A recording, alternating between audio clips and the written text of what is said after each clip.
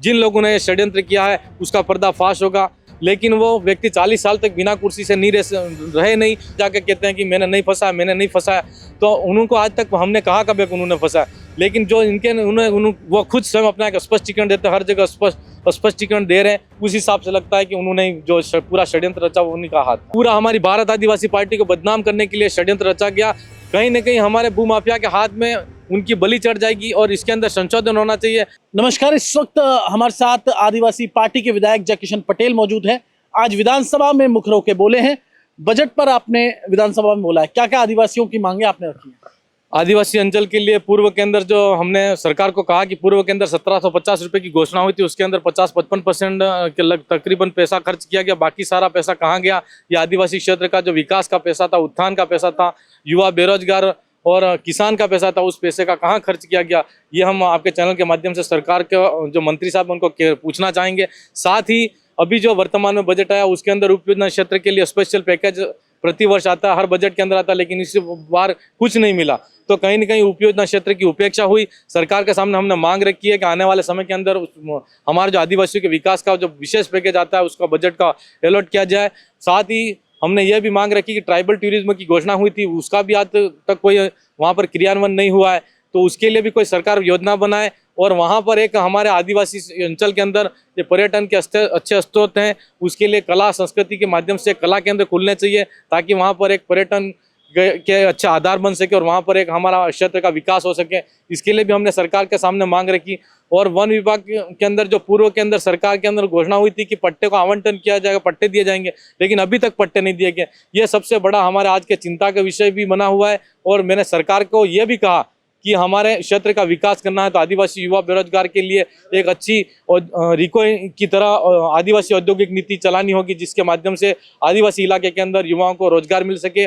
आज poly house लगाए जा रहे हैं, किसानों को फायदा मिल रहा है, और लेकिन उसके साथ साथ फूलों की खेती, इमली, आंवला जैसे आज की तारीख में जो तकनीकी कृषि होनी चाहिए उस तरीके से वहाँ पर एक खेती का मॉडल तैयार करना चाहिए, जिससे वहाँ पर युवा बेरोजगार को रोजगार मिल सके। पर जो आरोप लगे थे, एसीबी का प्रकरण अभी चल रहा है, उस पर आपका क्या कहना है?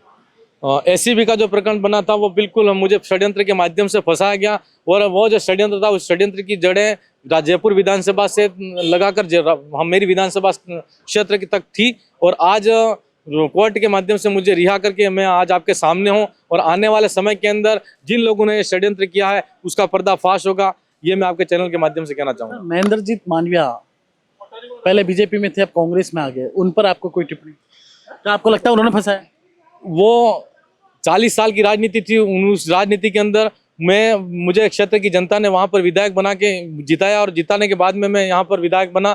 लेकिन वो व्यक्ति 40 साल तक बिना कुर्सी से नहीं रहे नहीं, और अचानक से जब वो हार गए और सांसद में हमारे जो राजकुमार जी रोहते उनसे आ रहे, तो दोनों जिस तरीके से सीट छोड़ी, तो आज तक जिस व्यक्ति ने राजनीतिक कुर्सी नहीं छोड़ी और जो कुर्सी के बिना रह नहीं सकता, अभी जिला प्रमुख जो उनकी मैडम थी वो भी वहाँ पद से विमुख हो के वो भी पद पे नहीं है। तो इसलिए उन्होंने आज पहले पूर्व के अंदर बीजेपी का हाथ थामा, अभी फिर वापस कांग्रेस के अंदर आए। तो ये उनके आने जाने का जो रवैया है वो कहीं न कहीं राजनीतिक कुर्सी और एक नशाखोर आदमी होता है, नशे के बिना नहीं रह सकता, ठीक उसी तरह वो कुर्सी के बिना नहीं रह सकता। कुर्सी का नशा है उनको। कुर्सी का नशा है। एक बात बताइए, तो आपको उन्होंने फंसाया, आपको लगता है ऐसे ही लोग थे? मतलब मैंने आज तक नहीं कहा, लेकिन मेरे क्षेत्र की जनता और वहाँ वो खुद अपने आप खुद हर जगह मीडिया में जाकर कहते हैं कि मैंने नहीं फंसाया, मैंने नहीं फंसाया।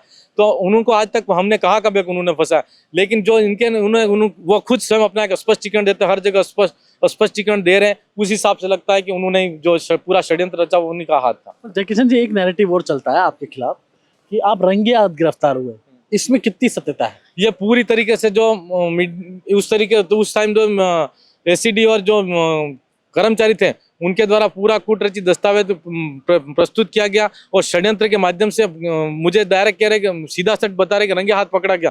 मैं कहना चाहूंगा कि विधानसभा के अंदर जो विधानसभा जहां पर मुझे अरेस्ट किया उससे 26 किलोमीटर की दूरी पर दूसरे दिन पैसा बरामद हुआ, तो रंगे हाथ कैसे हुआ? वो पैसा कौन ले गया, किसने दिया, वो कौन, किसको पता? ये कहीं ना कहीं इससे साबित होता है कि ये पूरा मिला हुआ पूरा एक बहुत बड़ा गहरा षड्यंत्र मेरे खिलाफ में रचा गया। आपको लगता है कि आदिवासियों को बदनाम करने के लिए, आदिवासी पार्टी को ये पूरा हमारी भारत आदिवासी पार्टी को बदनाम करने के लिए षड्यंत्र रचा गया, क्योंकि राजस्थान के प्रदेश के अंदर आज कांग्रेस और बीजेपी के बाद में राजस्थान प्रदेश के अंदर सबसे बड़ी तीसरी पार्टी भारत आदिवासी पार्टी बन के उभरी है।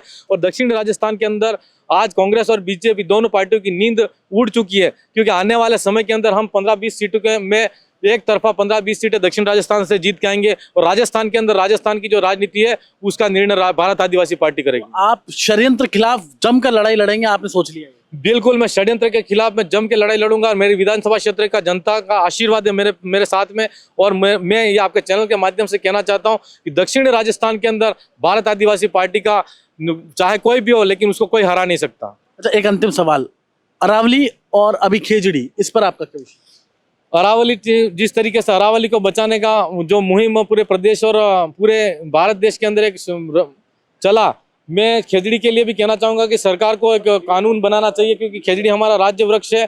आज कहीं न कहीं उसको बचाने की जिम्मेदारी सरकार की भी है। जो जिस तरीके से पिछले 1.5-2 महीने के अंदर खेजड़ी के वृक्ष को काटा जा रहा है, ऐसा नहीं होना चाहिए। समुदाय विशेष की भावनाएं भी आहत हो रही है। तो खेजड़ी को बचाना राजस्थान का हर युवा, बेरोजगार, चाहे प्रदेश का कोई भी हो, कोई भी सरकार हो, पक्ष हो विपक्ष हो, सबको बचाने का ध्येय होना चाहिए।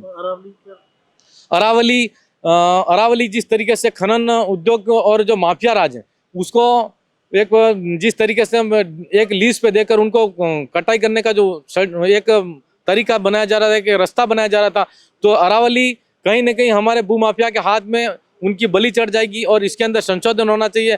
सुप्रीम कोर्ट भी कह चुका है, तो उसके अंदर अगर अरावली को बचाना है तो इसके लिए पूरी राजस्थान प्रदेश का युवा, किसान, चाहे जो भी हमारे पक्ष विपक्ष हो, उन सब की जिम्मेदारी बनती है। अरावली हो चाहे खेजड़ी हो, पूरे राज्य के अंदर वन संपदा ही पूरा राज्य टिका हुआ है, क्योंकि पूरे वनों से हमको ऑक्सीजन मिलती है। और हमारे लिए वन संपदा ही हमारा जीवन का एक महत्वपूर्ण अंग है। तो आदिवासी समाज जल, जंगल, जमीन की बात करता है, तो आप क्या ये बात करते हैं अगर खेजड़ी कटेगी तो आप भी लड़ाई लड़ेंगे, अगर अरावली कटेगी तो आप लड़ेंगे? बिल्कुल, खेजड़ी कटेगी तो हम धरातल पर लड़ना पड़ेगा, तो जनता, प्रदेश की जनता के साथ में खड़े रहेंगे। और हम खेजड़ी की लड़ाई में चाहे किसी भी इलाके के अंदर, किसी भी विधानसभा क्षेत्र तक हमारे तक अगर जनता की आवाज़ आएगी तो हम निश्चित तौर पर उसके साथ में कंधे से कंधा मिलाकर खड़े रहेंगे। ये थे जयकिशन पटेल, जिन्होंने खास बातचीत की। जितेश जेठमलानी, जयपुर।